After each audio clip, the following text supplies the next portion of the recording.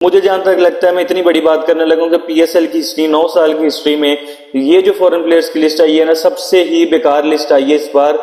जो अस्सलाम वालेकुम गाइस, वेलकम टू वोटेक स्पोर्ट्स। तो मैं बात करूंगा जो फाइनली कुछ देर पहले पीसीबी ने और पीएसएल के ऑफिशियल पेजेस और वेबसाइट पे जो इन्होंने फॉरेन प्लेयर्स की लिस्ट रिवील की है, उसके बारे में बात करेंगे। टोटल 485 प्लेयर्स ने रजिस्टर किया 22 कंट्री के, और कोई भी ऐसा कोई प्लेयर नहीं है, बड़ा नाम नहीं है जिसके रूमर्स चल रहे थे कि ट्रेंट बोल्ट उस टीम में चल जाएगा, मैक्सवेल उस टीम में चल जाएगा, डिकॉक उस टीम में कोई ऐसा बड़ा प्लेयर साइन नहीं करवा सके लोग।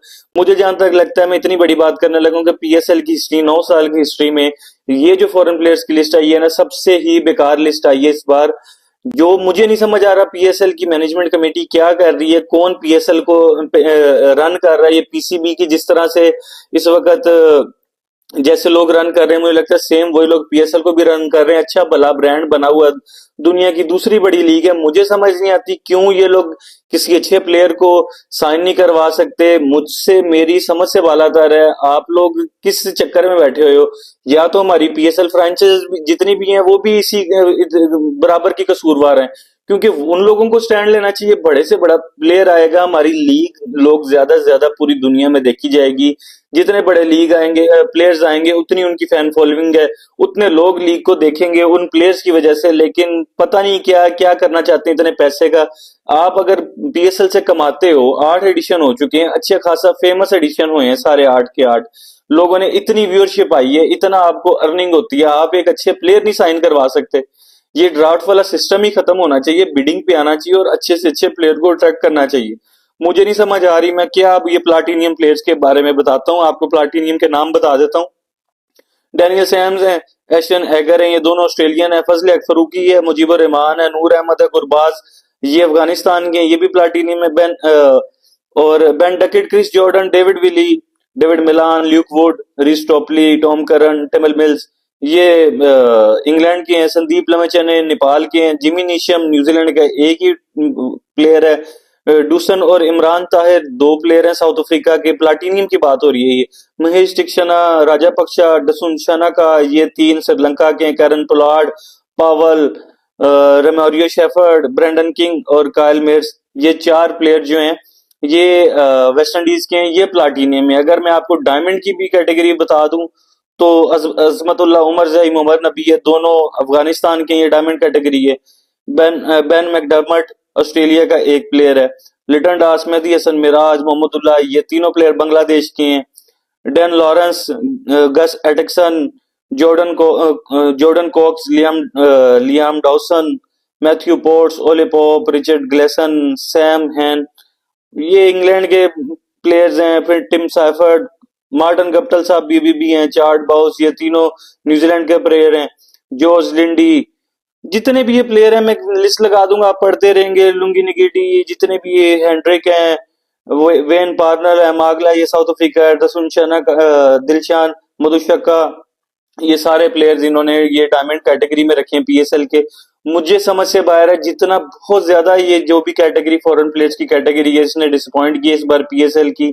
जितनी अच्छी ये लीग है, मैं वही बात कर रहा हूँ जो मैंने पहले भी की है कि मुझे समझ नहीं आ रही ये क्या चक्कर है यार। ये लोग अपने ब्रांड को ब्रांड बनाना नहीं चाहते। आप दूसरी लीग्स देख लें, साथ में वो आईएलटी जो है इंटर वो यूई की लीग है, उसमें वार्नर साइन कर रहा है। पिछली बार बोल्ड खेला था, सारे बड़े प्लेयर खेले थे। क्यों हम अपनी लीग को, या हम क्यों अपनी लीग को बेड़ा गर्क करने पे तुले हुए हैं, मुझे समझ नहीं आ रहा। अब या ये अकाउंटेबल किसको होना चाहिए? फ्रेंचाइजीज नहीं बोलती, या पता नहीं फ्रेंचाइजीज अपने आप को ब्रांड नहीं बनाना चाहती। दूसरी जितनी भी आप अगर आईपीएल की टीम्स देख लें, वो दूसरी लीग्स में अपनी टीम्स खरीद रहे हैं, वो अपना ब्रांड बिल्ड कर रहे हैं। हम लोग अपने बने बनाए ब्रांड को नीचे गिराई जा रहे हैं। जितना मुझे इस बार अफसोस हुआ है ये देख के, मुझे गुस्सा भी है, मैं एक्सप्लेन नहीं कर सकता। कोई मजे का नाम नहीं है। जितने भी नाम मैंने आपको बताया प्लाटिनियम के या डायमंड के, ये डिजर्व पता नहीं करते होंगे। मैं किसी प्लेयर को तो कुछ बोल नहीं सकता, लेकिन जिस तरह से उम्मीद थी कि इस बार पीएसएल अच्छा होना चाहिए, उतना ही बुरा, पिछले सीजन से भी बुरा।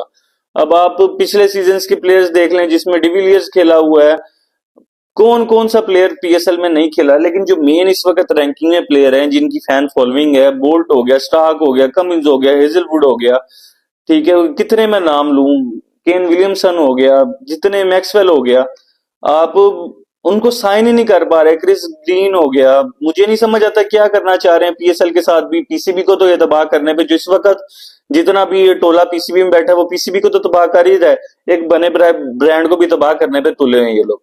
तो आप लोग भी अपनी राय दीजिएगा, आपको ये कैसे सो कॉल्ड प्लाटिनियम जो फॉरनर प्लेयर्स हैं, डायमंड प्लेयर्स हैं, कैसे लगे हैं वो आप भी अपनी राय दीजिएगा। मुझे तो मैं बिल्कुल कंप्लीटली डिसअपॉइंटेड हुआ हूं। मुझे इस वक्त समझ नहीं आ रही कि मैं क्या रिएक्ट करूं इस लिस्ट को देख के। क्या फायदा इस लिस्ट का पीएसएल को? उल्टा मुझे तो लगता है नुकसान है कि अच्छे प्लेयर आ नहीं रहे, रिटायर्ड प्लेयर गप्टल साहब भी खेल रहे हैं अभी तक। तो मैं हैरान हूँ पीछे पीएसएल की मैनेजमेंट में और पीसीबी की मैनेजमेंट पे। और फिर बात करूंगा मैं जो शेन वॉटसन है, उनको कोयटा ग्लैडिएटर ने अपना हेड कोच अनाउंस कर दिया है। होप करते हैं कोयटा ग्लैडिएटर की पिछले 3-4 साल से जैसे भी काफी बुरी परफॉर्मेंस रही उनकी, जब से यूई से टूर्नामेंट पाकिस्तान में शिफ्ट हुआ है, वो मुझे 2-3 दफा तो मुझे लगता है वो क्वालिफाई नहीं कर सके सेकंड राउंड के लिए। तो देखते हैं शेन वॉटसन अपने एक्सपीरियंस के साथ किस तरह से इस टीम को लेके चलते हैं। इनके जो ऑनर है नदीम उमर साहब, उन्होंने भी कहा है कि हमारा पार्ट है शुरू से शेन वॉटसन। 7 के और 11 के वर्ल्ड कप विनिंग स्क्वाड भी वही हैं। तो जो होप करते हैं कोयटा ग्लैडिएटर के लिए अच्छा हो। अभी इस वीडियो में इतना ही, मिलता हूं आपसे नेक्स्ट किसी वीडियो में, तब तक के लिए अल्लाह हाफिज।